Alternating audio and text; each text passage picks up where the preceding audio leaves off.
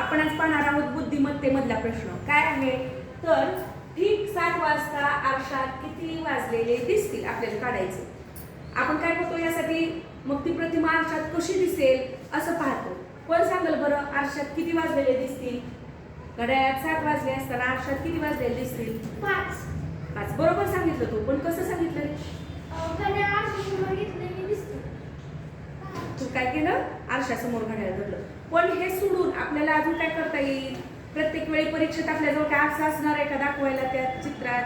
नाही. तर आपण काय करायचं? आपल्या घड्याळामध्ये किती अंक असतात रे? 12. ते 12 लिहून घ्यायचे.